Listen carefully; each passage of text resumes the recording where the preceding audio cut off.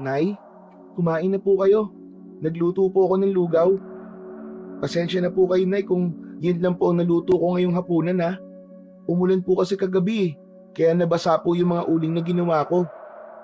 Pero hayaan niyo po, bukas po ng umaga ay magdidilihensya po ako. Ang sabi po kasi sa akin ni Mang Berting ay ipapagapas niya raw po sa akin yung mga talayib sa likod ng kubo niya. Isko anak, pasensya ka na kung ikaw ang nagtatrabaho sa ating dalawa. Kung hindi lang sana ako nalumpo. Ako ang magtatrabaho at hindi ikaw.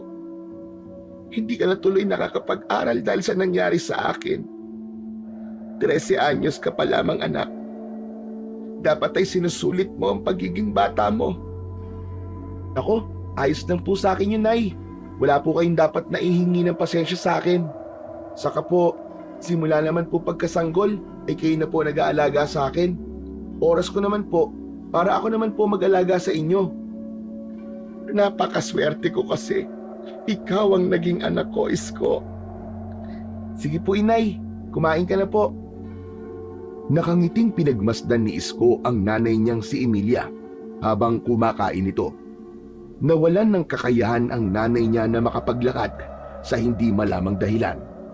Bigla na lang nawalan ng lakas ang mga binti at paa nito. Dahil sa kahirapan ng buhay, hindi na sila nagkaroon ng pagkakataon na mapatignan sa doktor si Emilia.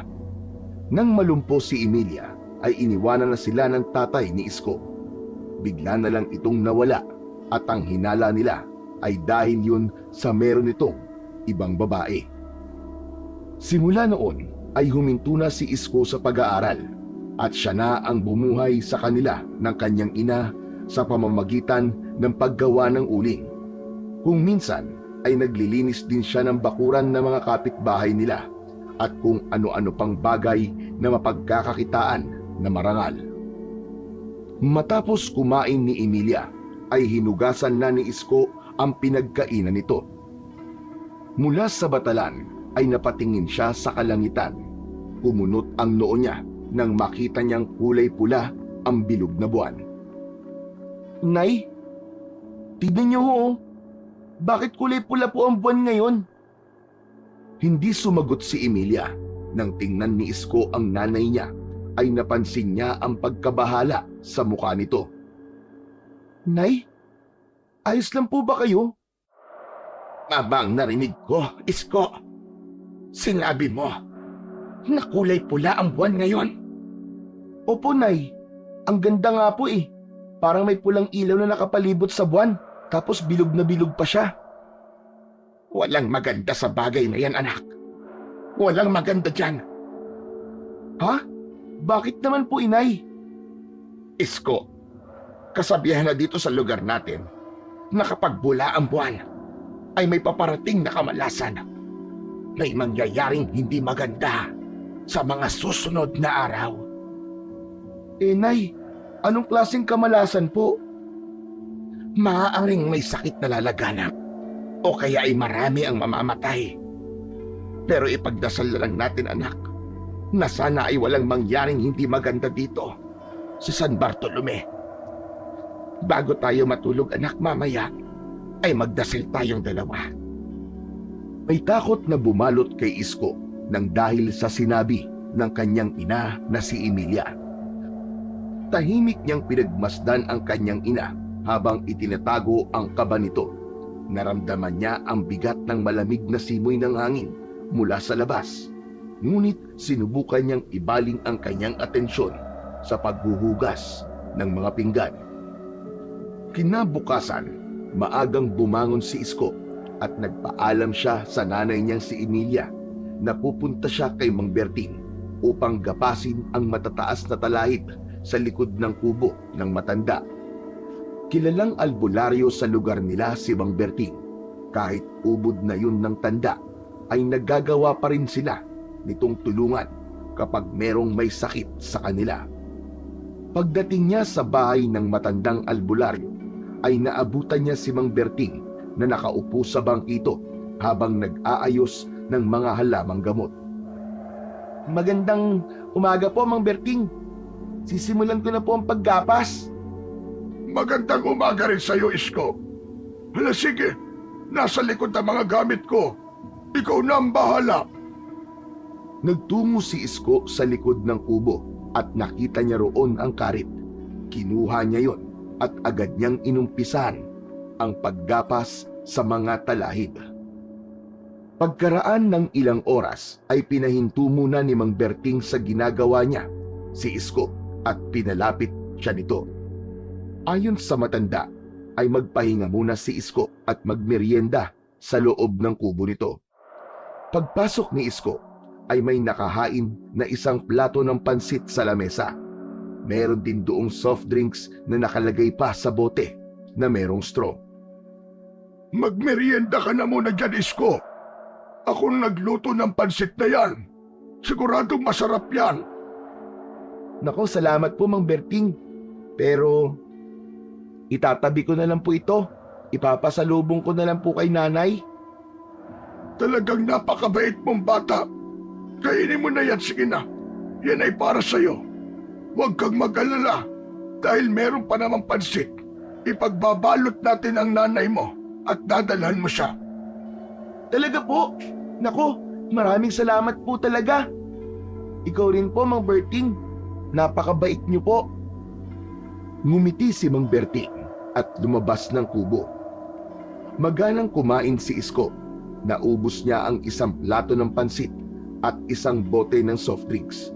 Dahil busog na, ay nagkaroon siya muli ng enerhiya para magtrabaho. Lumabas siya ng kubo at nakita niya si Mang Berting na abala pa rin sa mga halamang gamot. Umupo siya sa mahabang upuan na gawa sa kawayan. Habang pinanonood niya ang matanda, ay bigla niyang naalala yung pulang buwan nung nakaraang gabi at ang sinabi ng nanay niya tungkol doon. Mang Berting, meron po sana akong itatanong sa inyo eh.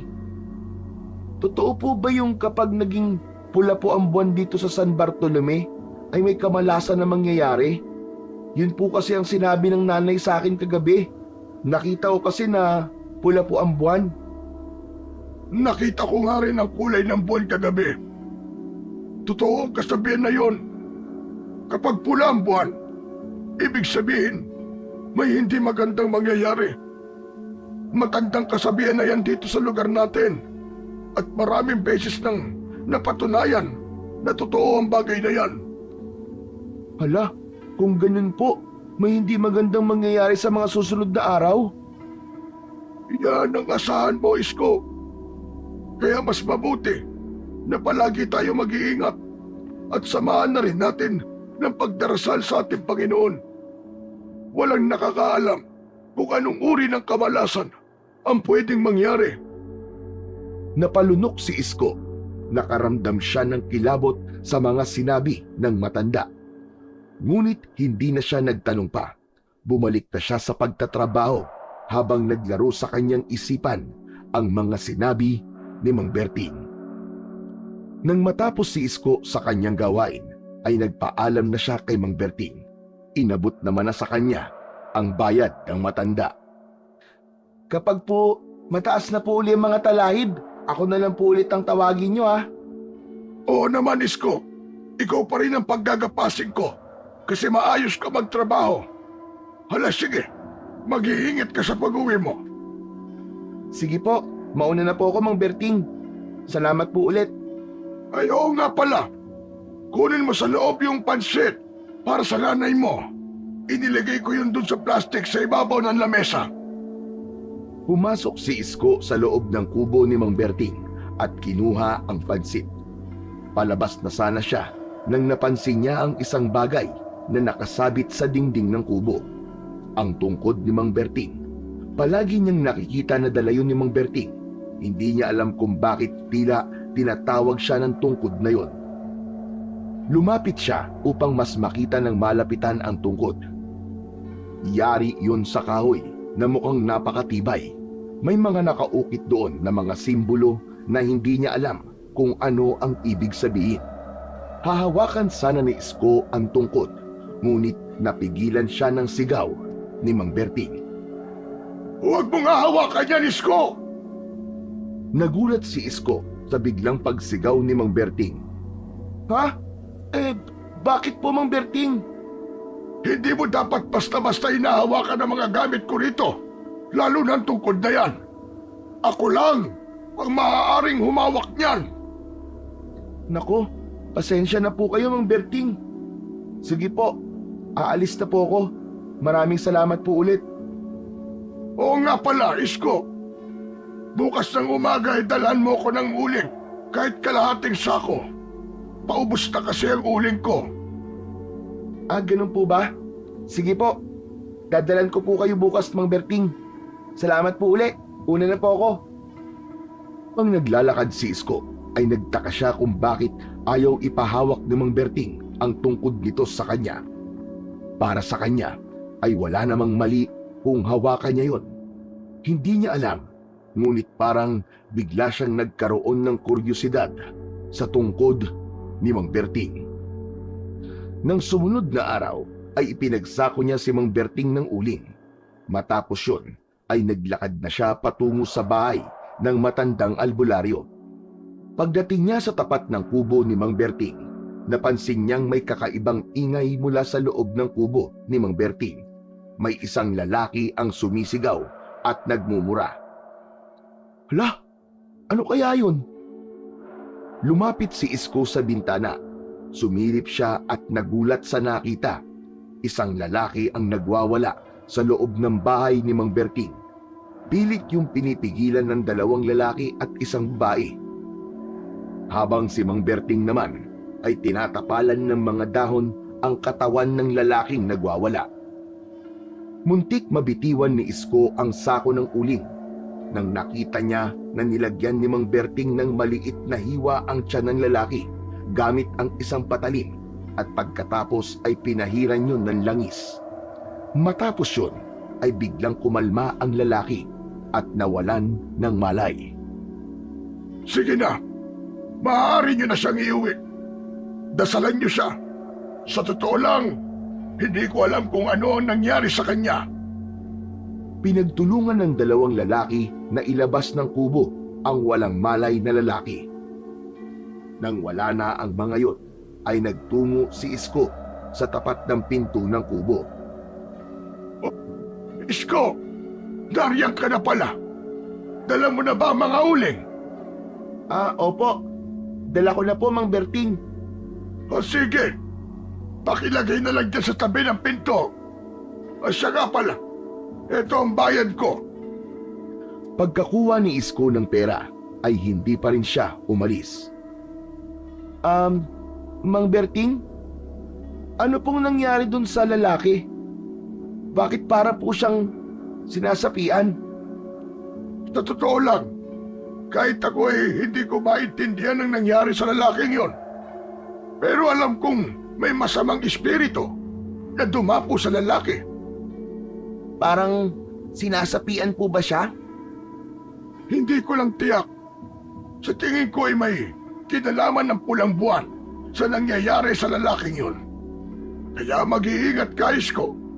Huwag mong kakalimutan na magdasal palagi dahil yan lang ang makakapitan natin sa ngayon. Opo, hindi ko po kalilimutan yun, Mang Berting. Salamat po uli. Uuwi na po ako. O siya, ingat ka.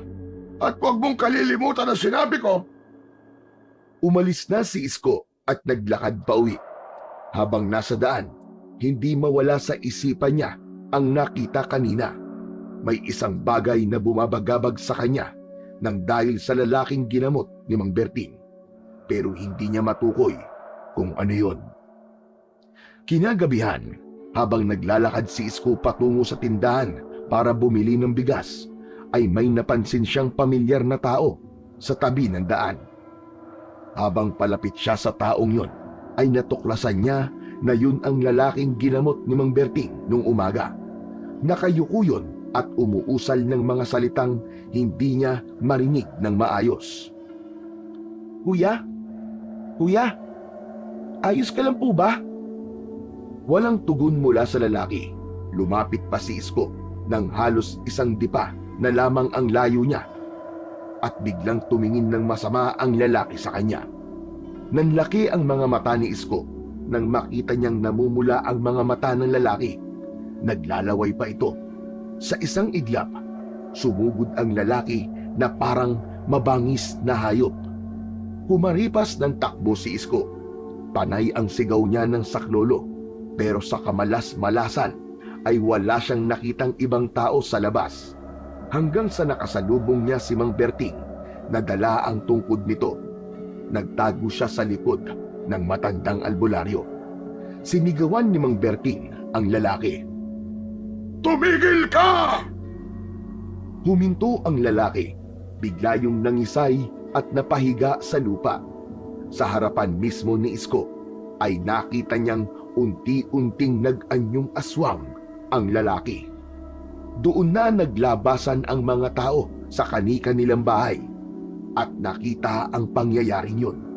May mga nagsigawan ng dahil sa takot nang tumayo ang aswang at hinarap si Mang Berting. Ngunit nang iumang na ni Mang Berting sa aswang ang tungkod niya, ay napaatras ang aswang. Mabilis na tumakbo ang aswang na parang takot na takot sa tungkod ng matandang albularyo. Tinungo ng daan papunta sa gubat hanggang sa mawala na yon sa kanilang paningin. Salamat po talaga, Mang Berting. Kung hindi po kayo dumating, baka patay na po ako ngayon. Ay, walang anuman, Isko. Sige na, umuwi ka na sa inyo. Mang Berting, hindi po ba yun yung lalaking ginamot nyo kanina? Siya nga, nagtataka ko kung bakit bigla siyang naging aswang. Hindi ko naramdaman na aswang siya habang ginagamot ko siya kaninang umaga. Sa kapuyang tungkod nyo, parang natakot po siya dyan. Hindi na nagsalita pa si Mang Berting. Tumalikod na ito at naglakad palayo. Bago umuwi, ay bumili pa rin ng bigas si Isko. Malalaki ang hakbang niya pa uwi sa bahay nila. Pagdating sa kanilang kubo, ay agad niyang ikinuwento sa kanyang ina ang nangyari. Sabi ko naman kasi sa iyo, Isko, may dalang kamalasan ng pulang buwan. Mukhang nagsisimula ng mangyari ang epekto ng pulang buwan dito sa San Bartolome. Natahimik si Isko, hindi pa rin mawala ang kaba sa kanyang dibdib. At mula sa bintana ng kanilang maliit na kubo, sumulyap siya sa kalangitan. Kulay pula na naman ang buwan. Kinaumagaan ay nagising si Isko sa ingay ng mga tao sa labas ng kanilang kubo. Puno ng takot at pagkabahala ang mga boses. Mabilis siyang tumayo mula sa banig at lumapit sa bintana. Kita niya ang mga tao na nagtatakbuhan sa iisang direksyon. Nay! Nay! Ano po nangyayari? Hindi ko alam, anak. Pero mukhang may masamang nangyari. Puntahan mo at tignan mo kung anong balita para hindi tayo mahuhuli sa nangyayari dito sa lugar natin. Balitaan mo ko, anak, pagbalik mo. Mabilis na tumakbo si Isko palabas. Nagtungo siya sa kumpul ng mga tao at nang makarating siya roon, bumungad sa kanya ang tanawin ng isang bangkay na babae na nakahandusay sa gitna ng kalsada. Duguan ang katawan at may malalalim na sugat sa iba't ibang parte ng katawan na parang inatake ito ng isang napakabangis na hayop. Napalunok si Isko.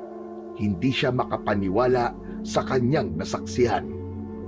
Narinig ni Isko ang mga bulong-bulungan ng mga tao sa paligid na aswang daw ang pumatay sa babae.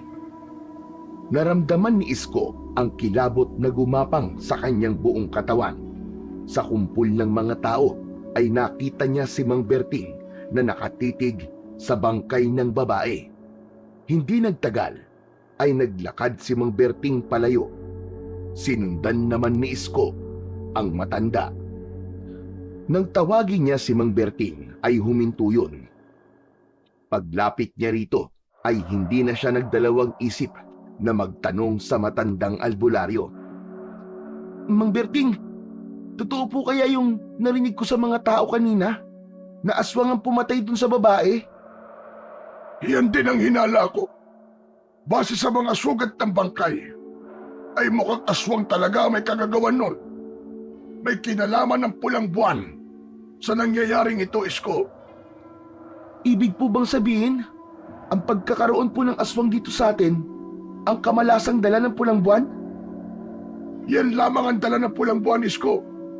Ang pulang buwan ay senyales na muling pagkagising ni Banawag, ang malakas na pinuno ng mga aswang na nais angkinin ang San Bartolome.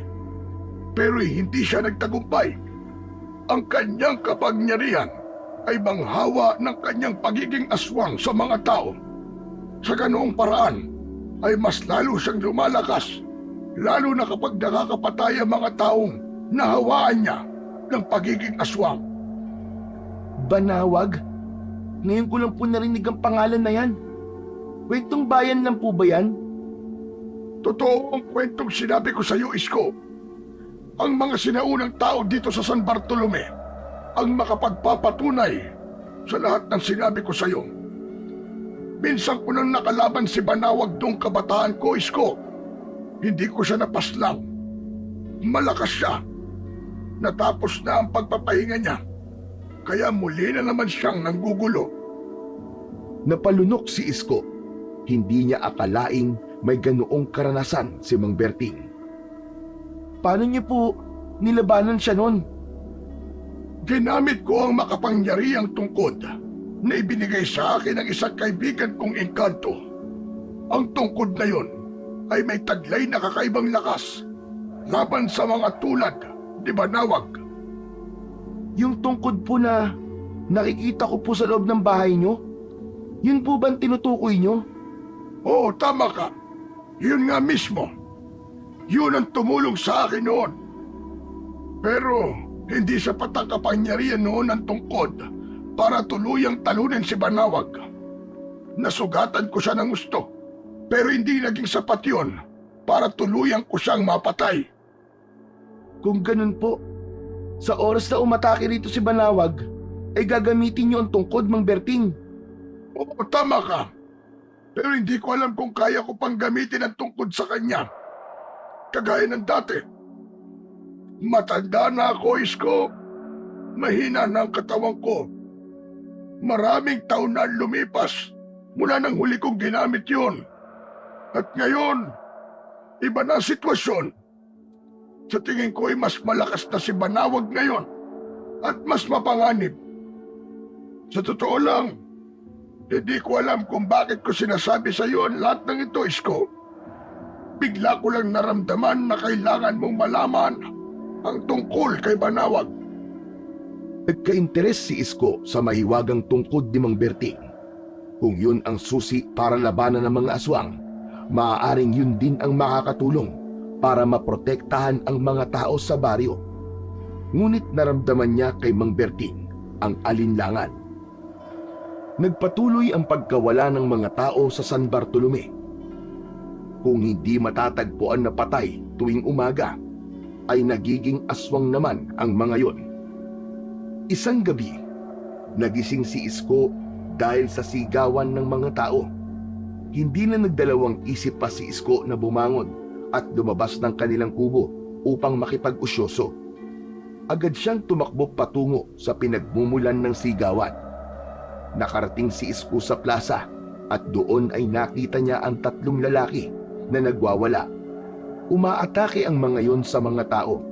Ang mga mata ng mga lalaki ay nag-aalab na parang apoy at ang kanilang mga muka ay balot ng matinding galit. Habang nagmamasid si Isko, nakita niya si Mang Berting sa hindi kalayuan.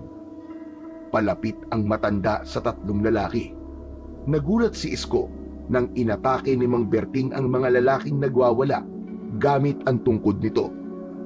Nagkaroon si Isko ng kagustuhan na tulungan si Mang Berting, lalo na nang mag-anyong aswang na ang mga lalaki. Iginala niya ang mata niya para makakita ng bagay na maaari niyang magamit na armas. May nakita siyang mga kawayan na may tulis sa dulo na nakasandal sa puno. Kumuha siya ng isa at tumakbo para tulungan si Mang Berting. Isko, anong ginagawa mo rito? Umalis ka! Hindi po ako aalis, Mang Berting. Tutulungan po kita. Ang tigas ng ulo mo, bata ka! Hayaan mo na lang ako rito! Hindi pinakinggan ni Isko si Mang Berting. Sinugod niya ang isang aswang upang saksakin yun gamit ang kawayan. Pero hinawakan ng aswang ang dulo ng kawayan at madali nung naagaw ang kawayan kay Isko. Napatulala si Isko nang unti-unting lumapit ang aswang sa kanya. Ngunit bago pa yun makalapit ay uhumarang na sa unahan niya si Mang Berting. Pinaikot nito ang tungkod. Napanganga si Isko nang makita niyang nagliwanag ang tungkod. Nagkaroon yun ng liwanag na kulay puti sa dulo na ang hugis ay parang patalim. Inatake ni Mang Berting ang aswang na nasa harapan nila gamit ang tungkod.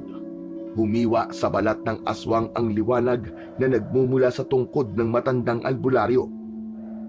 Hindi inalis ni Isko ang mata sa tungkod ni Mang Berting habang nakikipaglaban yun sa tatlong aswang. Hindi siya makapaniwala na totoong may kapangyarihan ang tungkod na yon. Makalipas ang ilang sandali ay natalo na ni Mang Berting ang tatlong aswang. Duguan at walang buhay na nakahandusay ang katawan ng mga yon sa lupa. Masayang lumapit si Isko kay Mang Berting. Pinalakpakan pa niya ito dahil sa labis na paghanga niya sa husay na ipinakita nito sa pakikipaglaban sa mga aswang. Grabe, Mang Berting! Ang astig niyo po! Biruin niyo po, 3 aswang ang napatay niyo! Hindi mo ako madadala sa pambobola mo, Isko. Mali na sumugod ka nang wala kang kaalam-alam kung paano lumaban sa mga ganyang uri ng halimaw. Paano kung may nangyari sa'yo? Hindi mo ba naisip yon? Mang Berting, hindi ko na po kasi naisip eh. Gusto ko lang po talaga kasing tulungan kayo. Pero ang astig po pala ng tungkod nyo, no? Nakita ko po nagliliwanag. Anong sinabi mo? Nagliliwanag po yung tungkod nyo. Nakita ko pa nga po, nagkaroon ng hugis patalim sa dulo eh. Ang astig po, Mang Berting. Natigilan si Mang Berting sa dahilan na hindi alam ni Isko. Nakatingin ito kay Isko na parang hindi makapaniwala sa sinabi niya. May problema po ba sa sinabi ko, Mang Berting? Totoo naman po, di ba? Umiilaw po yung tungkod nyo. Nakakasilaw nga po eh. Isko, hindi ko alam kung paano mo nakita ang liwanag ng tungkod ko. Dahil tanging mga taong may espesyal na kakayahan lamang ang nakakakita ng liwanag mula sa tungkod na ito. Totoo po? Ano pong ibig sabihin nun? Mga taong may kakayahan lamang na gamitin ang tungkod na ito ang nakakakita sa liwanag na inilalabas nito. Bakit ko po nakita ang liwanag? Wala naman po akong kapangyarihan o espesyal na kakayahan. Hindi ko rin alam, Isko. Pero sigurado ako na may dahilan kung bakit mo yun nakita. Marahil ay malalaman natin ang kasagutan sa mga darating na araw. Hindi po kaya pahiwatig yun na sa akin yung ipamana ang tungkod na yan kapag namatay na kayo? Hoy, matanda lang ako, pero hindi pa ako mamamatay. Matabil pala ang dila mo, bata ka. Tsaka ang tungkod na ito ay hindi basta-basta pinapamana, Isko. Kinakailangan ng lakas ng loob at malalim na karanasan bago mo ito magamit ng maayos. Pero gusto ko po talaga kayong tulungan sa pakikipaglaban po sa mga aswang, Mang Berting. Sana po, hayaan niyo po akong gawin yon. Hindi ko alam pero pakiramdam ko po ay bigla ako nagkaroon ng kagustuhan na ipagtanggol po ang tao rito sa atin. Laban po sa mga aswang. Bata ka pa, Isko. Hindi ko hahayaan na mapahamak ka. Pero darating ang araw. Malay natin. Baka ikaw nga susunod sa akin. Pero wag muna sa ngayon. Hindi na nagsalita pa si Isko. Tiningnan niya ang tungkod na hawak ni Mang Berting. Tila nababato-balani siya ng tungkod at hindi na niya magawang alisin ang paningin niya roon. Makalipas ang ilang sandali ay lumapit na ang mga tao kay Mang Berting upang magpasalamat sa pagpaslang nito sa 3 aswang. Inihatid ni Isko si Mang Berting sa kubo nito. Pagdating nila roon ay napahawak si Mang Berting sa dibdib nito. Mang Berting, ayos ka lang po ba? Medyo nahirapan lang akong huminga. Talagang matanda na nga ako, Isko. Hindi ko na kaya makipaglaban sa mga aswang. Tahimik ang gabing yun habang nakahiga si Isko. Hindi siya makatulog dahil iniisip niya ang mga bagay na nalaman niya kay Mang Berting. Naisip niya rin ang sinabi niya sa matanda na sa kanya nito ipamana ang mahiwagang tungkod. Napagtanto niya na hindi magandang siya ang sunod na maging tagapangalaga ng tungkod na yon. Masyado yung mapanganib at kapag may nangyaring masama sa kanya, sigurado siya na hindi yun kakayanin ng kanyang ina. Napabaling si Isko kay Aling Emilia na nasa tabi niya. Napakunot-noo siya nang mapansin niyang nanginginig ang kanyang ina. Kinakabahan niyang dinama ang noo at leeg nito. Nay, ang init niyo po ah. Ang taas po ng lagnat niyo. Hindi ko nga alam, anak. Pero kanina pang umaga masama ang pakiramdam ko. Bakit hindi niyo po sinabi sa akin para nabili ko po kayo ng gamot? Akala ko kasi, anak, mawawala rin ito. Sandali lang po, Nay. Bibili lang po ako ng gamot sa labas. Wag na. Wag na, Isko. Mapanganib. Baka mamaya may aswang pang makakita sa'yo. Magdadala na lang po ako ng asin, Nay. Saka dyan lang naman po ako sa malapit eh. Mangangatok na lang po ako sa mga tindahan kapag sarado na sila. Babalik din po ako agad, Nay. Hintayin niyo po ako. Hindi na napigilan ni Emilia si Isko. Kumuha siya ng pera at asin bago lumabas ng kanilang kubo.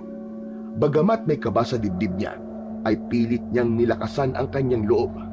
Ang unang tindahan na napuntahan niya ay walang tindang gamot, kaya medyo napalayo na si Isko. Hanggang isang nakasaradong tindahan ang kinatok niya at doon na siya nakabili ng gamot. Sa gitna ng paglalakad ni Isko pauwi, ang liwanag ng buwan ay nagbigay ng kaunting aliwalas sa madilim na daan, ngunit naramdaman pa rin ni Isko ang kakaibang kilabot na tila ba may nagmamasid sa kanya. Habang naglalakad, nakita niya ang isang lalaki na naglalakad din sa kabilang bahagi ng daan. May dala yung maleta at halatang kakaiba ang bihis kumpara sa mga taga San Bartolome. Pinagmasdan ni Isko ang lalaki, ngunit bago pa niya ito malapitan, naramdaman niyang may kung anong malamig na hangin ang dumaan sa kanyang likuran. Nagimbal si Isko nang may aswang na biglang lumitaw sa harapan niya. Naglalawa yun at nakahanda nang umatake. Napaatras si Isko nang dahil sa takot. Hindi agad siya nakagalaw sa labis na pagkabigla. Tulong! Tulungan niyo ako! Napatilapon si Isko sa lupa nang sinunggaban siya ng aswang at sinubukan niyang iwasan yon. Mabilis at malalalim ang hininga ng aswang.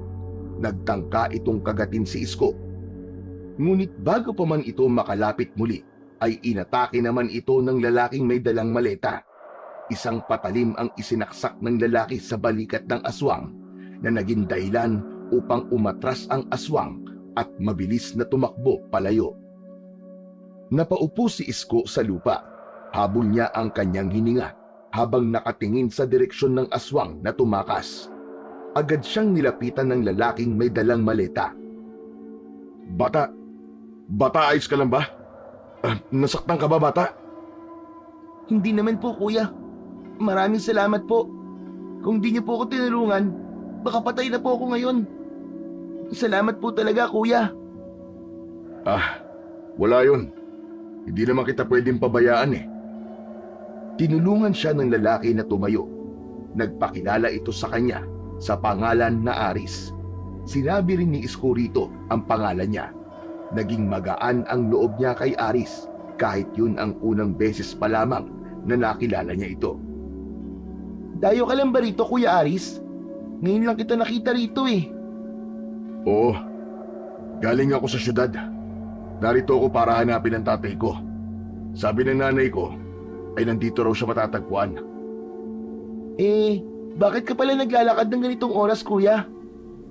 Ang totoo niyan nagpunta ako rito ng hindi handa. Wala akong matutuluyan ng pansamantala rito. Mabilis na nag-isip si Isko. Alam niyang delikado kung mananatili si Aris sa labas dahil sa banta ng mga aswang sa San Bartolome. Kuya, kung gusto mo, pwede kang tumuloy sa amin habang hinahanap mo ang tatay mo. Hindi naman kalakihan ng bahay namin, pero may sapat na espasyo para sa'yo. Sigurado ka ba? Baka makaabala ako sa inyo. Saka, nagtitiwala ka ba kaagad sa akin kahit ngayon mo lang ako nakilala? Oo naman, Kuya Aris. Niligtas mo ko eh. Saka, nanay ko lang naman ang kasama ko sa bahay. Kaming dalawa lang naman na nasa kubo namin. O sige, tatanggapin ko ang alok mo. Wala talaga akong kakilala rito eh. Kaya hindi ko rin alam kung saan ako makikituloy. Maraming salamat sa iyo, Isko. Magkasama nang naglakad sina Isko at Aris papunta sa kanilang bahay. Nang makarating na sila sa bahay, ay agad na binuksan ni Isko ang pinto. Dinala niya ang gamot sa nanay niya. Sinamahan na rin niya yun ng isang baso ng tubig.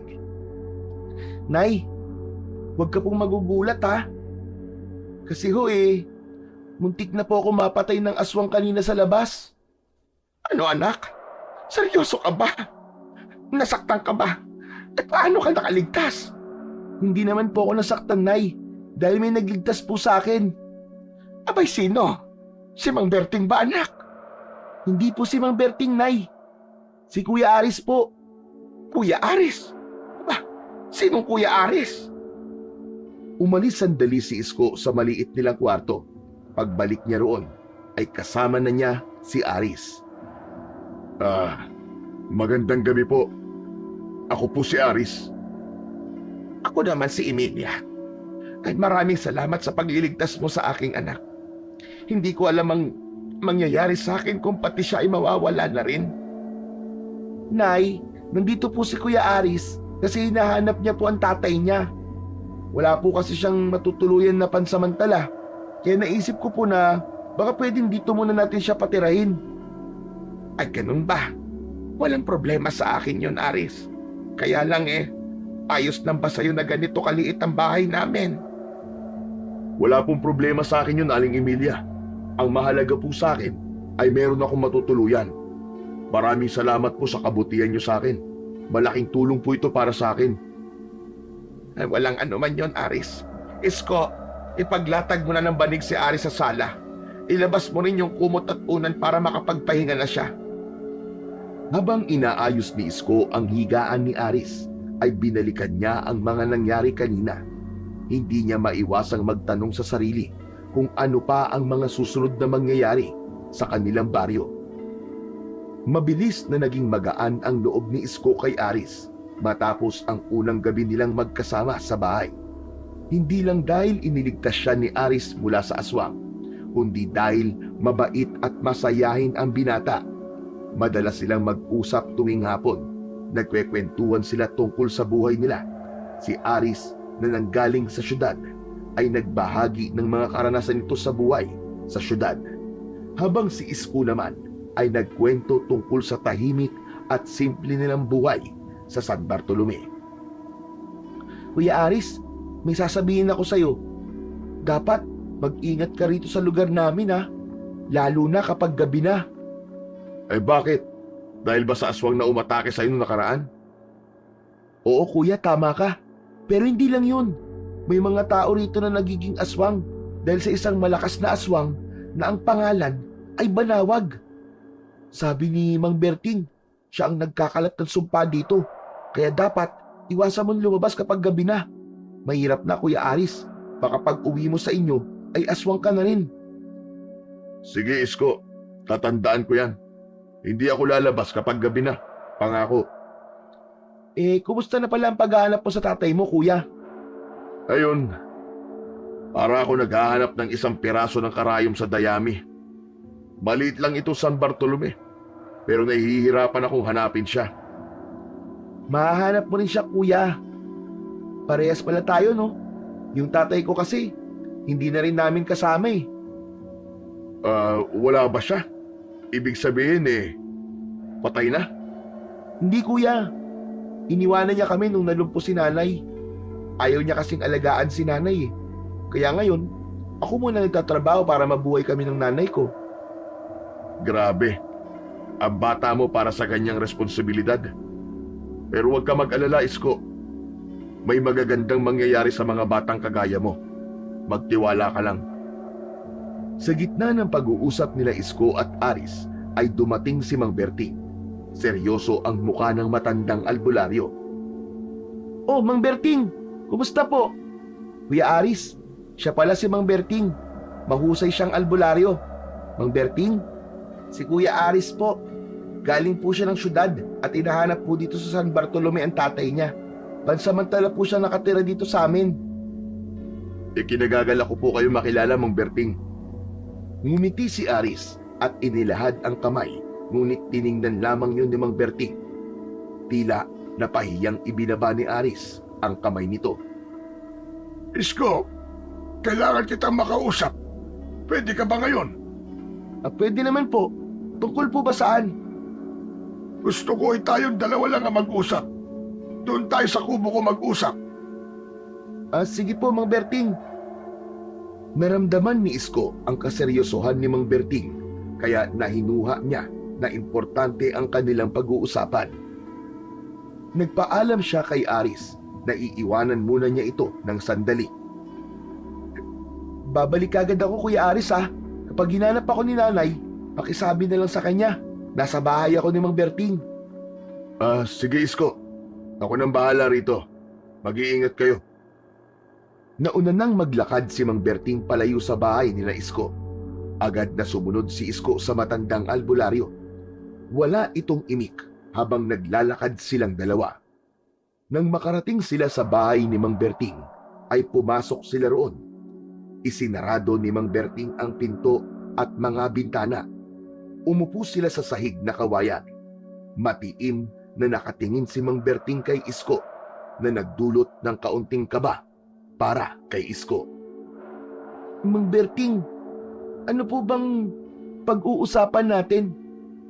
May nangyari po bang hindi maganda? Isko, bago ko sabihin sa iyo ang dapat natin pag-usapan, ay gusto ko munang ipaalam sa iyo na malakas ang pakiramdam ko sa mga tao. At nung makita ko si Aris, ay aaminin kong mabigat ang loob ko sa kanya. Parang marami siyang itinatago. Ano po? Pero ano pong ibig niyong sabihin? Hindi ko rin alam. Pero ganoon ang nararamdaman ko sa kanya. Ano ba pumasok sa isip niyo mag-ina at nagpatuloy kayo ng ibang tao na hindi niyo pa lubusang nakikilala? Mang Berting, iniligtas po kasi ako ni Kuya Aris sa aswang noong nakaraang gabi. Wala po siyang matutuluyan kaya sabi ko po sa kanya, doon na lang po siya sa bahay namin habang hinahanap po niya ang tatay niya rito sa San Bartolome. Mukha naman po mabait si Kuya Aris kasi iniligtas niya nga po ako. Hindi lahat ng taong nagpapakita ng kabutihan ay totoong mabuti. Kaya mag-iingat kayo ni Emilia. Ngayon, tumungo na tayo sa totoong dahilan kung bakit kita nais makausap, Isko. Umayos ng pagkakaupo si Isko. Habang hinihintay niya ang muling pagsasalita ni Mang Berting, ay nilukob siya ng kaba sa dahilan na hindi niya alam.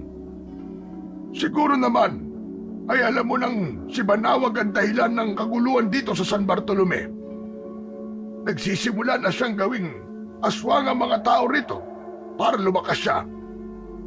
Alam ko na sa sandaling makapag-ipon na siya ng sapat na lakas, ay aatake na siya. Kilala ko si Banawag. Wala siyang awa. Papatayin niya tayong lahat. Ano pong gagawin natin, Mang Berting? May maitutulong po ba ako? Nung nalaman kong nakita mo ang liwanag ng mahiwagang tungkod ko, ay hindi ako makapaniwala. Gaya na sinabi ko, mga taong maaaring tagapangalaga ng tungkod ang nakakakita sa liwanag nito. Pinag-isipan ko ang bagay na yon at alam ko na hindi maaaring magkamali ang mahiwagang tungkod, Isko. Ibig po bang sabihin, maaaring ako po ang susunod na tagapangalaga ng tungkod? Ganun na nga, Isko. Ipakikita ko sa iyo ang kapangyarihan ng tungkod kapag hawak ito ng isang taong karapat-dapat. Magbibigay ito ng kakaibang lakas sa kanya Kinuha ni Berting ang tungkod at biglang nagliwanag yun sa harapan ni Isko. Nanlaki ang mga mata niya. Pakiramdam niya ay hinihigop siya ng liwanag. Mang Berting, nakikita ko po nagliliwanag ang tungkod. Mang Berting! Hindi lahat ng tao ay nakikita ang liwanag nito, Isko. Tanging ang may angking kakayahan at karapat-dapat lamang. At sa tingin ko, ikaw ang itinakdang susunod na magmamay-ari ng tungkod na ito. Ibinigay ni Mang Berting ang tungkod kay Isko. At sa unang pagkakataon ay nahawakan niya yon. Naramdaman niya ang init at lakas na dumaloy sa buo niyang katawan mula sa tungkod. Ako po? Pero bakit po ako, Mang Berting? Hindi ko rin alam. Pero hindi nagkakamali sa pagpili ang may wagang tungkod. Alam mo ba na hindi yan nabubuhat ng ibang tao dahil magiging mabigat yan ng gusto sa mga taong hindi karapat-dapat. Isko, ikaw ang susunod na tagapagtanggol ng San Bartolome. Ikaw ang itinakda na labanan si Banawag. Pero kailangan mo munang magsanay at matutunan kung paano gamitin ang kapangyarihan ng tungkod na yan. Nanginginig si Isko. Hindi siya makapaniwala sa mga narinig niya. Isang mabigat na responsibilidad ang maaari niyang tanggapin at sa tingin niya ay hindi niya yun kaya. Hindi siya handa para sa ganoong klaseng responsibilidad.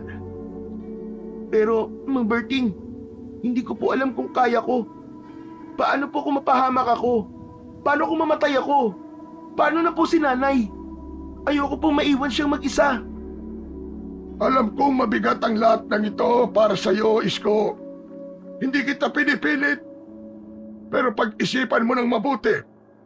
Kailangan ka ng bombaryo. Kailangan natin ng tagapagtanggol. Matanda na ako, Isko. At kahit nasa akin ang tungkod na yan, ay hindi ko nakakayaning mapatay pa si Banawag. Pag-iisipan ko po muna, Mang Berting. Si nanay po kasi talaga ang inaalala ko eh.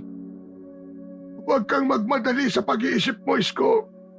Dapat ay bukal sa puso mo kapag tatanggapin mo na ang responsibilidad na ito. Pero kung nakapagdesisyon ka na, magsabi ka na kagad sa akin. Narito ako upang hihanda ka sa laban. Marahang tumango si Isko, ngunit ng sandaling yun ay mas nanaig ang kagustuhan niyang tanggihan ang alok ni Mang Berting dahil ayaw niyang may mangyaring masama sa kanya. Alam niyang labis na maaapektuhan ang nanay niya kapag ganun ang nangyari. Matapos ang pag-uusap nila Isko at Mang Berting ay naglakad na si Isko pauwi. Mabagal ang paghakbang niya dahil pinag-iisipan niya pa rin ang mga sinabi sa kanya ni Mang Berting. Puno ng pag-aalinlangan at kaba ang kanyang dibdib, ang tungkod, ang pakikipaglaban kay Banawag at ang responsibilidad na itinakda sa kanya. Lahat ng yun ay walang tigil na umiikot sa kanyang isipan. Hindi niya alam kung kaya ba niyang akuin ang ganoong kabigat na tungkulin. Pagdating sa bahay, nadatnan ni Isko si Aris na nakaupo sa bangko sa labas ng bahay. Tumingin ito sa kanya at ngumiti. Umupo siya sa tabi ni Aris at tumingin sa malayo. Parang ang bigat ng iniisip mo ah. May nangyari ba? O dahil yan sa pinag-usapan niyo ni Mang Berting? Kuya Aris, paano po kung may kailangan kang gawin, pero pwedeng maapektuhan ang mahal mo sa buhay?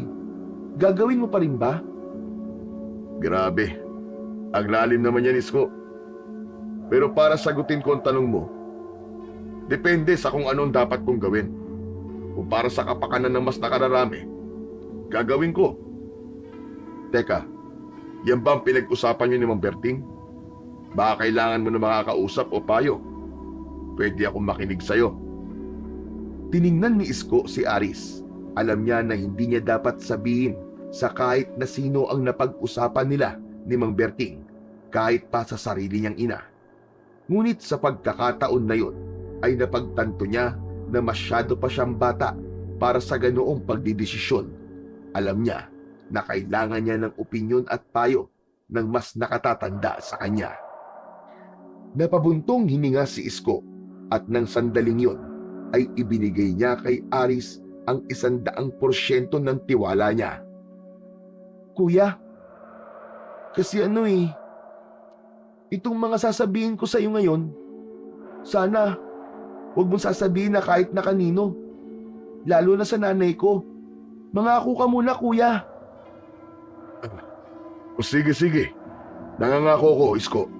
Ano ba yon? Parang ang bigat naman ang sasabihin mo. Tungkol sa mga sinabi ni Mang Berting sa akin kanina, kuya. Si Mang Berting kasi ay nagmamay-ari ng isang mahiwagang tungkod na ginagamit niya para lumaban sa mga aswang. Mangyaring gusto niyang ipasa sa akin ang mahiwagang tungkod na yon dahil ako raw ang pinili ng tungkod na susunod na tagapangalaga nito. Sabi niya, ako raw ang itinakdang magmay-ari ng tungkod na yon at kailangan akong ihanda sa laban para kay Banawag. Teka. Sinong Banawag? Isa po siyang makapangyarihan na pinuno ng mga aswang na muling nagising para maggasik ng gulo at lagim dito sa San Bartolome. Aba, mabigat na responsibilidad nga yan. Lalo na sa batang kagaya mo. Kaya nga po, kuya, hindi ako sigurado kung kaya ko bang gampanan ng tungkulin na yon. Isa pa, iniisip ko rin si nanay. Kapag namatay ako sa pakikipaglaban sa mga aswang o kay Banawag, magiging mag-isa na lang si nanay. Isko, bata ka pa. Oo, pero hindi ibig sabihin nun na wala kang kakayahan na ipagtanggol ang baryo nyo laban sa mga masasama. Kaya nga ikaw ang napili ni Mang Berting, di ba? Dahil may tiwala siya sa'yo. Alam niyang may lakas ka. Kahit na hindi mo pa nakikita yon sa sarili mo. Ewan ko ba, Kuya Aris? Wala akong katiwa-tiwala sa sarili ko. Isa pa, natatakot talaga ako lalo na't ilang beses ko nang nakita kung paano umatake ang mga aswang at kung anong nangyayari sa mga naging biktima nila. Walang masamang matakot, Aris. Lahat ng tao natatakot. Pero alam mo ba ang pinakamahalaga? Yun ay kung paano mo harapin ang takot. Kung tatanggapin mo ang alok ni Mang Berting, mapapatunayan mo sa buong San Bartolome na kahit bata ka, kaya mong gumawa ng malalaking bagay. Isa pa, magiging kilala o sikat ka rito sa lugar nyo. Sasambahin ka nila na parang isang Diyos at pwede mo silang mapasunod sa mga gusto mo. Sa tingin mo, dapat ko bang tanggapin ang alok ni Mang Berting, kuya? Kung ako nasa posisyon mo, tatanggapin ko. Masarap sa pakiramdam kapag Diyos ang tingin ng mga tao sa'yo. Dahil sa mga salitang yon, unti-unting lumuwag ang dibdib ni Isko. Para sa kanya ay nakatulong ang payo ni Aris para makapagdesisyon siya. Habang walang imik si Isko, ay tumakbo sa utak niya ang magiging trato ng mga tao sa kanya kapag itinuring siyang bayani o Diyos ng mga yon. Naramdaman niya na parang ang sarap kapag ganoon ang magiging tingin ng mga tao sa kanya. Kinabukasan ng umaga ay pumunta si Isko sa bahay ni Mang Berting. Pumatok siya sa pinto at agad siyang pinagbuksan ng matandang albularyo. O Isko, anong ginagawa mo rito ng ganito kaaga? Nakapagdesisyon na po ako, Mang Berting. Anong desisyon mo, Isko? Tinatanggap ko na po ang alok nyo. Gagawin ko po ang lahat para protektahan ng San Bartolome. Pero kailangan ko po ng tulong at gabay nyo, Mang Berting. Sana po huwag niyo po akong pabayaan hanggang sa maging biyasa po ako sa paggamit ng mahiwagang tungkod. Natutuwa ako sa desisyon mong yan, Isko. Huwag kang mag-alala. Dahil hindi kita pababayaan. Ituturo ko sa iyo ang lahat ng kailangan mong malaman. At sa tamang panahon, magiging ganap kang tagapagtanggol ng baryong ito. Ngumiti ng maluwag si Mang Berting. Tila ba isang malaking tinik ang nawala sa lalamunan nito sa desisyong yun ni Isko. Agad na nagsimula ang pagsasanay ni Isko. Sa ilalim ng maliwanag na araw nagsimula ang unang araw ng pagsasanay ni Isko sa paggamit ng mahiwagang tungkod sa isang malawak na bakuran malapit sa bahay ni Mang Berting. Habang hawak ni Isko ang mahiwagang tungkod, ay ramdam niya ang bigat ng responsibilidad na kalakip nun. Isko, ang tungkod na yan ay hindi tulad ng pangkaraniwang sandata. May lakas ito na hindi mo makikita kaagad. Pero sa tamang paggamit, magagawa mong ilabas ang buong kapangyarihan nito. Ikaw ang pinili ng tungkod, kaya sana ay wag mo siyang bibiguin. Alam ng tungkod ang iniisip mo, kaya alam niya kung anong klaseng sandata o tulong ang kakailanganin mo. Kailangan ay maging isa kayo ng tungkod. Napalunok si Isko at hinigpitan ang hawak sa tungkod. May bahid ng takot at pangamba ang kanyang mga mata, ngunit mas matindi ang kanyang determinasyon. Sinimulan ni Mang Berting ang pagtuturo kay Isko ng mga dapat niyang malaman at matutunan. Itinuro nito sa kanya kung paano ilabas ang lakas at kapangyarihan ng tungkod sa pag-atake at sa pagdepensa. Mahirap at mabigat ang pagsasanay, ngunit determinado si Isko na matutunan ang lahat at maging karapat-dapat na tagapangalaga ng tungkod na yon. Isang gabi, nag-usap sina Isko at Aris sa labas ng kubo, habang si Emilia naman ay mahimbing na natutulog na sa loob ng kubo. Tuluyan nang nagtiwala si Isko kay Aris at naging komportable na siya na sabihin dito ang lahat. Ikinuwento ni Isko kay Aris ang mga ginawa nila ni Mang Berting sa unang araw ng kanilang pagsasanay. Grabe, mahirap pala ang paghawak sa tungkod na yun, kuya. Hindi ko alam kung kaya ko talaga maging susunod na tagapangalaga nun. Kaya ka nga sinasanay ni Mang Berting para maging handa ka, di ba? Pero isipin mo, Isko, kapag naging biyasa ka na sa paggamit ng mahiwagang tungkod at nagsimula ka ng makapatay ng mga aswang, ay magiging kilala ka dito sa buong San Bartolome. Mapapatunayan mo sa lahat na hindi ka lang basta isang bata. Lahat makikilala ka at hahangaan ka nila. Kaya galingan mo sa pagsasanay mo. Sana nga, kuya. Maraming salamat kasi nang dahil sa'yo ay nahanap ko ang dahilan ko kung bakit kailangan ako ang susunod na maging tagapangalaga ng mahiwagang tungkod.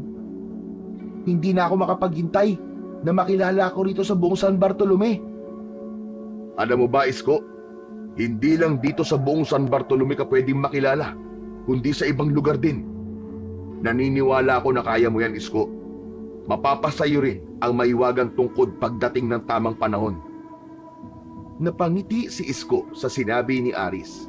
Masaya siya kapag kausap niya si Aris dahil puro positibong bagay lamang ang naririnig niya mula rito. Dahil doon ay mas lalong lumalakas ang loob niya. Mas lalo niyang ninais na tuluyan ng ibigay ni Mang Berting sa kanya ang mahiwagang tungkod upang magamit na niya yon sa pakikipaglaban sa mga aswang. Isang umaga, naging bisita ni na Isko si Mang Berting sa kubo nila. Nag-usap sila at sinabi ni Mang Berting na kailangang maghanda ni Isko mamayang gabi. Ayon kay Mang Berting, ay susubukan na nito ang mga natutunan ni Isko sa paggamit ng mahiwagang tungkod. Bagamat kinabahan si Isko, may excitement siyang naramdaman dahil sa kauna-unahang pagkakataon ay malalaman na niya kung talaga bang epektibo ang pagsasanay ni Mang Berting sa kanya. Pagsapit ng gabi ay palihim na tumakas si Isko sa bahay nila habang tulog ang nanay niya. Kay Aris lamang siya nagpaalam at hinayaan siya nito na lumabas. Nagkita sina Isko at Mang Berting sa bahay ng matandang albularyo at agad nilang sinimulan ang dapat nilang gawin sa gabing yun. Pinili nilang magtungo sa gubat dahil ayon kay Mang Berting ay doon nagtatago ang mga taong nagiging aswang dahil kay Banawag. Habang sila'y naglalakad ay nararamdaman ni Isko ang mga matang nagmamatsyag sa kanila mula sa dilim. Isko, maging handa ka. Nararamdaman kong may mga aswang sa paligid. Nasaan po sila, Mang Berting? Hindi ko pa alam sa ngayon. Kaya talasan mo ang iyong pakiramdam. Tumango si Isko. Sa kabila ng takot niya, ay pilit niyang piniling maging matatag. Mahigpit ang hawak niya sa mahiwagang tungkod. Makalipas ang ilang sandali, ay biglang sumulpot mula sa kadiliman ang dalawang aswang na humihingal at naglalaway. Mabilis na sumugod ang mga aswang kina Isko at Mang Berting. Nag-umpisang ipagtanggol ni Isko ang sarili gamit ang tungkod. Ngunit hindi niya magamit ng maayos ang lakas nito. Ang mga galaw niya'y mabagal at tila walang direksyon. Nahirapan siyang kontrolin ang kapangyarihan ng tungkod. Isang aswang ang muntik ng masugatan si Isko. Mabuti na lang ay nagawa yung mahampas ng buntot ng pagi ni Mang Berting. Anong nangyayari sa'yo, Isko? Gamitin mo na maayos ang tungkod. Alalahanin mo ang mga itinuro ko sa'yo. Hindi ko nga po alam, Mang Berting. Pero parang ayaw po sumunod ng tungkod sa iniisip ko. Mabilis na inagaw ni Mang Berting ang mahiwagang tungkod mula kay Isko. Gamit yon, ay mabilis nitong napatumba at napatay ang dalawang aswang. Humarap si Berting kay Isko. Napapahiyang napayuko si Isko dahil hindi niya nagamit ang mga itinuro ni Mang Berting sa kanya. Pasensya ka na po, Mang Berting. Hindi ko po maintindihan kung bakit hindi ko magamit ng maayos ang mahiwagang tungkod. Isko, kulang pa ang pagsasanay mo. Nakita ko na may pumipigil sa'yo. Ano ba talaga ang dahilan mo kung bakit mo gustong maging tagapangalaga ng tungkod? Gusto ko po makilala, Mang Berting. Gusto ko maging sikat dito sa San Bartolome at sa iba pang lugar para malaman ng lahat na kaya ko rin maging bayani kahit bata pa ako. Masyadong mababaw na dahilan ng pagiging sikat. Ang tungkod na ito ay hindi para hangaan ka ng iba. Ito'y para protektahan ng mga tao laban sa mga kampon ng kadiliman. Kung ang layunin mo ay para lamang sa sarili mong kapakanan, hindi mo makukuha ang totoong lakas ng tungkod na ito. Hindi ka nito ituturing na kaisa niya. Napatitig si Isko sa mga mata ni Mang Berting. Kita niya ang pagkabigo sa matandang albularyo. Ang tunay na tagapangalaga ng tungkod ay may dalisay na puso. Handa siyang magsakripisyo para sa iba, kahit na walang gantimpala o papuri. Kapag natutunan mo ito, doon mo lang masusulit ang kapangyarihan ng tungkod. Kaya isipin mo, Isko, ano ba talaga layunin mo? Bakit mo nais na maging susunod na tagapangalaga ng tungkod na ito? Tahimik na napaisip si Isko. Alam niyang kailangan niyang pag-isipan ng mabuti ang mga sinabi ni Mang Berting. Hindi lamang ito laban para sa sarili niyang dangal, kundi laban para sa mga taong mahalaga sa kanya at sa buong bayan ng San Bartolome.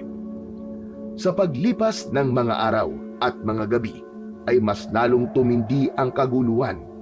Maraming tao ang naging aswang nang dahil sa kapangyarihan ni Banawag. Ang dating payapang bayan ay binalot na ng takot. Isang umaga, nagtungo si Isko sa bahay ni Mang Berting para magpatuloy sa kanyang pagsasanay. Naging bahagi na yun ng kanyang araw-araw na gawain, ang pagpapatibay ng kanyang mga kakayahan sa paghawak ng mahiwagang tungkod. Naramdaman na rin sa wakas ni Isko ang unti-unting paghusay niya sa pakikipaglaban gamit ang tungkod ni Mang Berting. Magaling, Isko! Nagiging mas kampante ka na sa paggamit ng tungkod.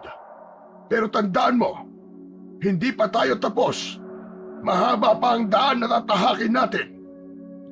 Maraming salamat po. Kasi hindi niyo ako sinusukuan, Mang Berting. Napakalaking tulong po ng mga sinabi niyo sa akin dati. Ngayon po, alam ko na ang layunin ko. At yun ay ang palayain ng San Bartolome mula sa panganib at takot na dala ni Banawag. Mabuti naman kung ganon. At napagtanto mo na yan. Masaya ako na mahanap mo na sa sarili mo ang tamang dahilan kung bakit nais mo maging susunod na tagapangalaga ng tungkod na hawak mo. Huminga ng malalim si Isko habang pinahid ang pawis sa noo. Alam niyang palapit na ang sandali. Nakakaharapin na niya sa isang laban si Banawag. Pagkatapos ng kanilang pagsasanay para sa araw na yun, ay kinausap ni Isko si Aris. Sanay na si Aris sa mga kwento ni Isko tungkol sa kanilang pagsasanay ni Mang Berting. Alam mo, Kuya Aris, may nagbago na sa akin. Hindi na katulad ng dati ang dahilan ko kung bakit gusto kong maging tagapangalaga ng tungkod. Ano ka mo? Bakit? Ano na ba ang dahilan mo ngayon? Nung una kasi, di ba, akala ko kasi gusto ko lang maging sikat para patunayan sa mga tao na malakas at matapang ako. Pero habang tumatagal ang pagsasanay ko, napagtanto ko na hindi pala para sa sarili ko ang ginagawa ko. Kailangan kong gawin to dahil marami ang napapahamak. Kailangan kong protektahan ang mga tao. Isko, walang masama kung gusto mo maging sikat. Hindi naman ibig sabihin na dahil sikat ka, ay mayabang ka na. Isipin mo, kung ikaw ang tagapangalaga ng tungkod, magiging bayani ka. Lahat ng tao hahanga sa'yo. Ano bang mali doon? Napaisip si Isko. Hindi niya maintindihan kung bakit tila nais ni Aris na bumalik siya sa dati niyang dahilan kung bakit gusto niyang sa kanya ipamana ni Mang Berting ang mahiwagang tungkod. Alam mo, Isko, may naisip ako eh. Bakit kaya hindi mo nalang kunin kay Mang Berting ang tungkod? Nang sa ganun, ikaw nang magiging tagapangalaga nun, di ba? Hindi ka na niya mapipigilan sa gusto mong gawin. Tinitigan ni Isko si Aris. Bagamat nagduda siya sa sinabi ni Aris, ay may parte sa kanyang puso na tila sumasang-ayon sa sinabi nito. Naisip niya na sa kanya naman talaga ipapasa ang tungkod balang araw, at kung gusto niyang maging handa, dapat ay hawak na niya yon. Isang hapon, pagkatapos ng pagsasanay ni Isko sa tulong ni Mang Berting, ay nilapitan niya ang matandang albularyo upang kausapin. Mang Berting, meron sana akong request sa iyo eh. Sana okay lang po. Ano yon, Isko? Maaari po bang hiramin muna ang tungkod? Gusto ko sanang magsanay kahit nasa bahay ako, para sana mas maging mabilis ang pagiging biyasa ko sa paggamit niyan. Sige, walang problema sa akin. Natutuwa ako at nagiging seryoso ka na sa ating pagsasanay. Pero ito tatandaan mo, Isko. Ingatan mo ang tungkod at huwag mong hahayaan na mapunta yan sa maling kamay. Tumango si Isko. Bago ipahiram ni Mang Berting ang tungkod, ay dinala muna nito yun sa loob ng kubo upang dasalan. Nang matapos si Mang Berting, ay saka ito lumabas ng kubo at inabot ang mahiwagang tungkod kay Isko. Pag-uwi ni Isko, ay daladala niya ang mahiwagang tungkod. Hindi siya makapaniwala na ganoon kadali na ipinagkatiwala yun ni Mang Berting sa kanya. Sinalubong siya ng kanyang ina na may pagtataka sa muka nang makita ang tungkod ni Mang Berting. Aba, Isko, ay bakit nasa iyo ang tungkod ni Mang Berting? Hindi ba't hindi niya yan pinapahawak sa iba? Ano po kasi, inay, ipinakiusap lang po ni Mang Berting na kung maaari daw po itabi ko muna dito to sa atin. Di ko nga po alam kung bakit eh. Ay nako, minsan talaga hindi ko maintindihan niya si Mang Berting. Pero ingatan mo yan, anak, kasi ipinagkatiwala niya yan sa'yo. Opo, inay, ako po ang bahala sa tungkod na to. Si Kuya Aris po pala, nasaan? Naroon sa likod ng kubo, nagpapahangin. Excited na pinuntahan ni Isko si Aris sa likod ng bahay nila at ipinakita niya rito ang mahiwagang tungkod. Nang makita ni Aris ang tungkod, ay tila nagningning ang mga mata nito. Tignan mo, kuya, oh. Nakuha ko ng tungkod kay Mang Berting. Ano? Teka, paano mo nakuha? Ninakaw mo ba sa kanya? Hindi, kuya. Kunwari, hihiramin ko para makapagsanay ako kahit nandito ako sa bahay. Aganda pala talaga ng tungkod, Dennis ko. At ang mga nakaukit dyan ng mga simbolo. Simbolo yan ng unang panahon pa. Pwede ko bang hawakan ng tungkod, Isko? Naku, pasensya na, Kuya Aris. Hindi pwede. Maigpit na bili ni Mang Berting na kaming dalawa lamang ang pwedeng humawak dito. Sorry talaga, kuya. Ganun ba? Naiintindihan ko, Isko. Hindi lang ako makapaniwala na nakikita ko ngayon ng malapitan na mahiwagang tungkod na yan.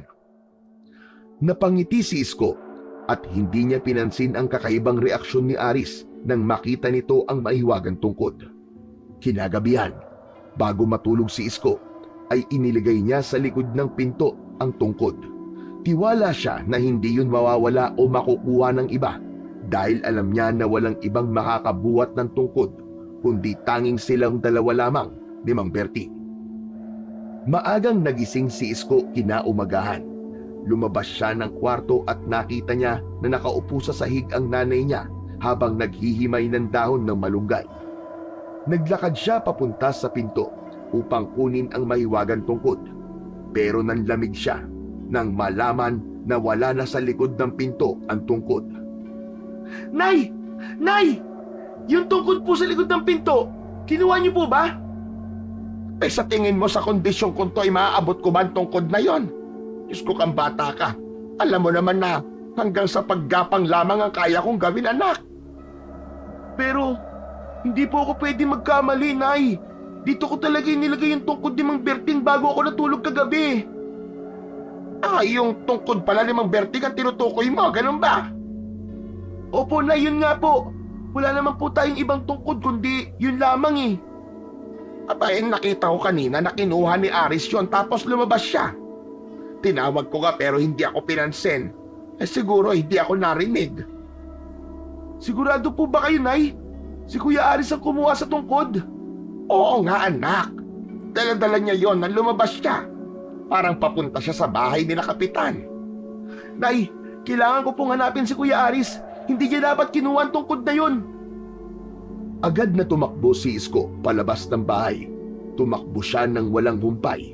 Sinuyod ang bawat kanto at bawat daan sa San Bartolome. Hindi niya alam kung bakit kinuha ni Aris ang mahiwagang tungkod. Isa pang gumugulo sa kanya ay kung paano nagawang mabuhat ni Aris ang tungkod na yon. Gayong alam niya na sila lamang ni Mang Berting ang makakagawa nun. Nakarating si Isko sa daan papunta sa magubat na bahagi ng San Bartolome. Nanlaki ang mga mata niya nang makita niya si Aris na naglalakad papunta sa loob ng gubat. Dala nito ang mahiwagang tungkod. Tinawag niya si Aris. Huminto yun at lumingon sa kanya, pero nagmamadali yung naglakad papasok sa gubat. Mabilis na hinabol ni Isko si Aris. Determinado siyang mabawi rito ang mahiwagang tungkod. Pero kahit naglalakad lamang ng mabilis si Aris at tumatakbo si Isko, ay parang imposible niya pa rin yung maabutan. Kuya Aris! Kuya Aris, parang awa mo na! Ibalik po sa akin ang tungkod na yan! Hindi siya pinakinggan ni Aris hanggang sa biglang nawala si Aris sa kanyang paningin. Tila naglaho yun na parang usok. Humihingal na huminto si Isko at litong-lito na luminga. Binalot ng katahimikan ang paligid, ngunit may naramdaman siyang presensyang malapit lang sa kanya. Bigla na lang lumitaw si Aris mula sa likod ng isang puno habang hawak-hawak ang tungkod ni Mang Berting. Nakakatakot na ngumisi si Aris. Kuya Aris, ibalik mo ng tungkod. Hindi mo alam ang ginagawa mo. Alam kong alam mo kung gaano yung kahalaga sa akin. Bakit ko naman ibabalik sa'yo kung nakuha ko na, Isko? Ang tagal ko nang hinintay ang pagkakataong ito. Ha? Anong ibig mo sabihin? Ibig sabihin, gusto mo talagang makuha ang tungkod na yan? Dahan-dahang tinaas ni Aris ang tungkod at tumawa ito ng malakas. Hinawakan nito ang tungkod sa magkabilang dulo at malakas nitong inihampas ang gitnang bahagi ng tungkod sa tuhod nito. Naputol ang tungkod sa isang iglap. Itinapon yun ni Aris sa lupa at tiningnan siya nito habang nanlilisik ang mga mata. Nanginginig si Isko matapos niyang masaksihan ang pagkawasak ng mahiwagang tungkod. Ang tanging bagay na maaaring ipanlaban nila sa mga aswang at kay Banawag. Hindi! Anong ginawa mo? Bakit sinira mo mahiwagang tungkod, Kuya Aris? Isko, hindi mo ba naiintindihan? Ako si Banawag, ang pinuno ng mga aswang. Matagal ko nang plinano ang lahat ng ito. Ang makalapit sa'yo para makuha ang iyong tiwala at sirain ang tungkod na may kapangyarihang tumalo sa akin. Nilinlang kita, Isko. Ginamit ko ang kainosentihan mo para magawa ko ang aking plano. At hindi nga ako nabigo. Nagtagumpay ako, Isko. Nagtagumpay ako. Parang tumigil ang mundo ni Isko. Ayaw niyang paniwalaan ang narinig. Ang taong itinuring niyang kaibigan ay ang pinuno pala ng mga aswang na si Banawag. Sa kabila ng pag-amin ni Aris na ito si Banawag, ay tila ayaw itong tanggapin ng utak ni Isko. Mariin siyang umiling. Hindi kasi Banawag. Kaibigan kita eh. Kuya kita. Alam kong may iba ka pang dahilan kung bakit mo sinira ang maiwagang tungkod, Kuya Aris. Sabihin mo ang totoo. At baka maintindihan pa kita. Ayaw mo talagang maniwala? Pwes, masdan mo ang tunay kong anyo. Nagbago ang anyo ni Aris. Ang dating kaibigan ni Isko ay naglaho at sa harap niya nakatayo ang isang nilalang nakakilakilabot ang anyo. Ang balat ni Aris ay naging kulay itim. Ang mga mata nito ay namumula at nanlilisik. Matalim ang mga kuko nito at mga pangil na parang malalaking ngipin ng lagari. Sa pagpapakita ni Aris ng tunay nitong anyo, ay doon na naniwala si Isko na nagawa siyang linlangin nito. Siguro naman ay naniniwala ka na ngayon. Wala na kayong magagawa ni Berting para protektahan ang San Bartolome mula sa akin. Wala na maiwagang tungkod. Mamayang gabi, sasalakayin ko San Bartolome at lahat ng tao ay mamamatay. Wala na kayong magagawa para pigilan ako. Mariin na ikinuyom ni Isko ang mga kamay niya. Sumigaw siya at tinangka niyang labanan si Banawag. Sumugod siya at sinubukang gamitin ang kanyang natutunan mula sa pagsasanay nila ni Mang Berting. Ngunit walang saysay ang kanyang mga galaw laban sa makapangyarihang nilalang sa harap niya. Bawat suntok ni Isko ay napakadaling naiwasan ni Banawag hanggang sa malakas siyang itinulak ni Banawag. Natumba si Isko sa lupa. Wala ka ng silbi, Isko. Wala na ang tungkod. Wala ka ng kapangyarihan. Isa ka na lamang mahinang bata. Maganda ka. Dahil ikaw at ang buong bayan mo ay mamamatay na mamayang gabi. Sa isang kisap mata ay nawala si Banawag sa paningin ni Isko. Hindi siya makagalaw mula sa pagkakaupo sa lupa. Wala na siyang nagawa kundi ang sisihin ang sarili at umiyak. Hinayaan niyang bumagsak ang kanyang mga luha at dinama niya ang sakit ng pagkatalo at pagkabigo. Patawad! Patawad po, Mang Berting! Patawad! Binigo kita! Wala na ang maiwagang tungkod! Kasalanan ko to! Kasalanan ko! Alam ni Isko na dahil sa kapabayaan niya ay hindi lang si Mang Berting ang binugo niya, kundi maging ang buong San Bartolome. Kahit alam ni Isko na mapapagalitan siya ni Mang Berting, ay pinili pa rin niyang magtungo sa kubo ng matandang albularyo. Kailangan itong malaman ang nangyari at ang pagsalakay na gagawin ni Banawag mamayang gabi. Naabutan ni Isko si Mang Berting sa labas ng kubo nito. Nakaupo yun sa baitang ng hagdan ng kubo. Nakatago sa likod ni Isko ang putol na mahiwagang tungkod. Marahan siyang lumapit kay Mang Berting at ipinakita ang nangyari sa tungkod. Ano ito? Anong ginawa mo sa tungkod, Isko? Bakit mo sinira? Hindi po ako sumira, Mang Berting. Si Aris po. Nilinlang po niya ako. Si Aris po at si Banawag. Iisa lang po sila. Patawarin niyo po ako, Mang Berting. Masyado po ako nagtiwala sa kanya porket pinakitaan niya po ako ng kabutihan nung una. Bakit mo inayaan na mangyari ito, Isko? Pinagkatiwalaan kita.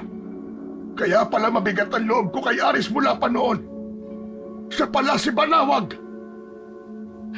Patawad po talaga, Mang Berting. Akala ko po kasi kaibigan ko siya eh. Pero nininlang niya ako. Nasira na po ang tungkod. Wala na po tayong magagamit laban sa kanya. Sinabi niya rin po sa akin na mamayang gabi, sasalakay siya rito sa San Bartolome. Papatayin niya raw po lahat ng tao. Wala na tayong magagawa. Tapos na nangyari. Hindi na may babalik ang tungkod kahit magalit ako sa iyo. Pero isa lang ang malinaw. Mamayang gabi, susugurin tayo ni Banawag. Wala nang maiwagang tungkod. Pero kailangan pa rin nating lumaban.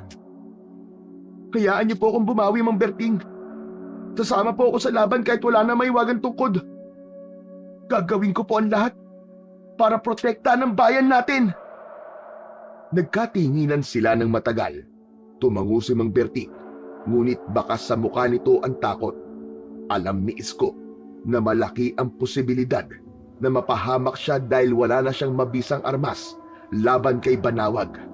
Ngunit handa siyang patunayan kay Banawag na may mahiwagang tungkod man o wala, ay kayang-kaya niya itong harapin sa isang labanan.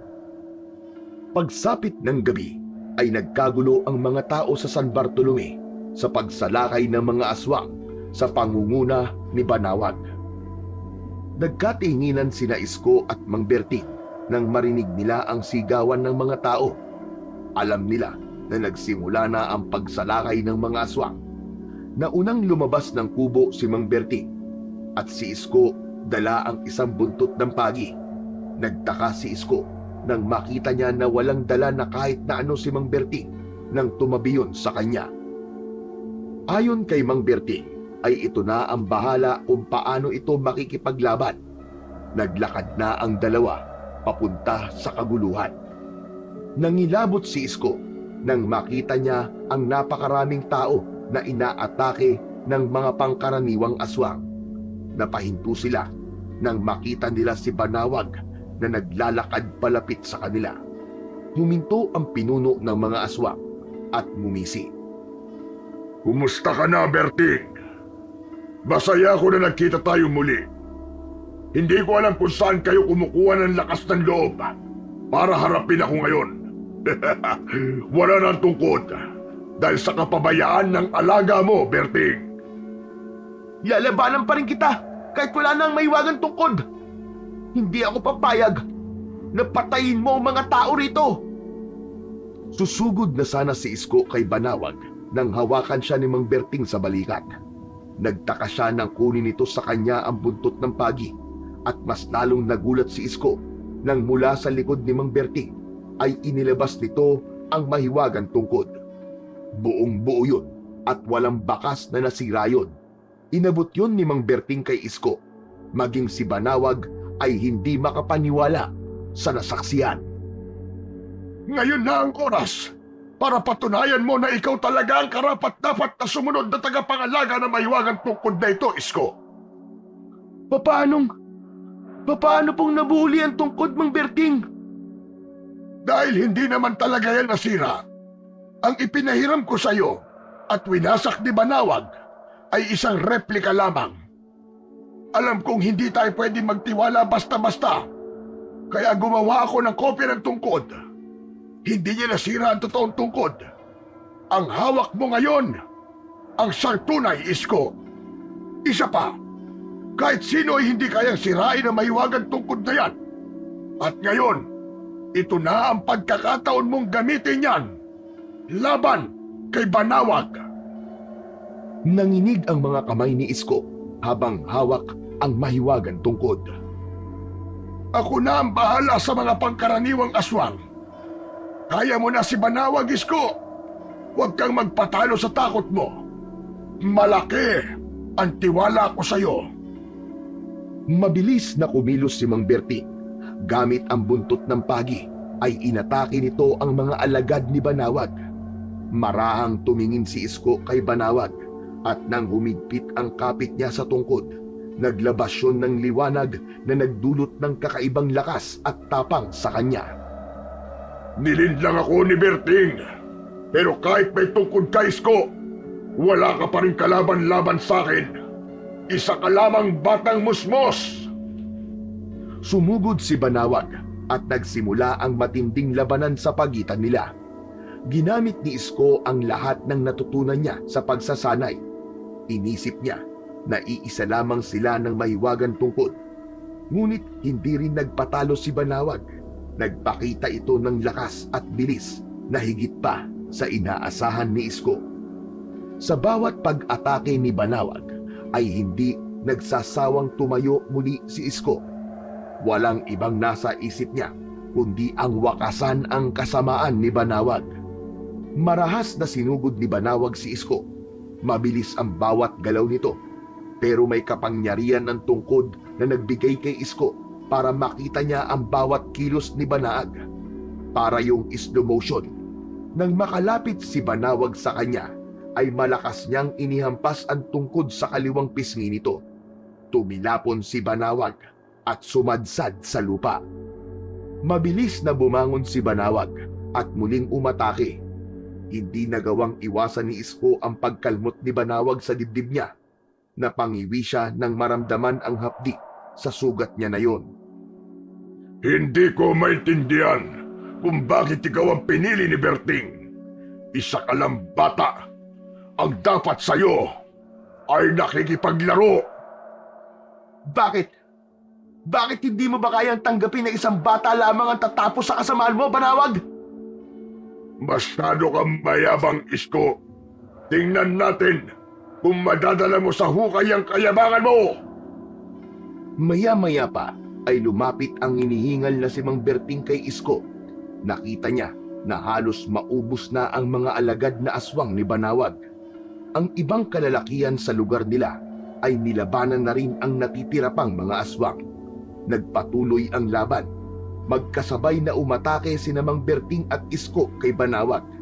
Nagawa ni Mang Berting na kunin ang atensyon ni Banawag nang hampasin nito ang pinuno ng aswang gamit ang buntot ng pagi.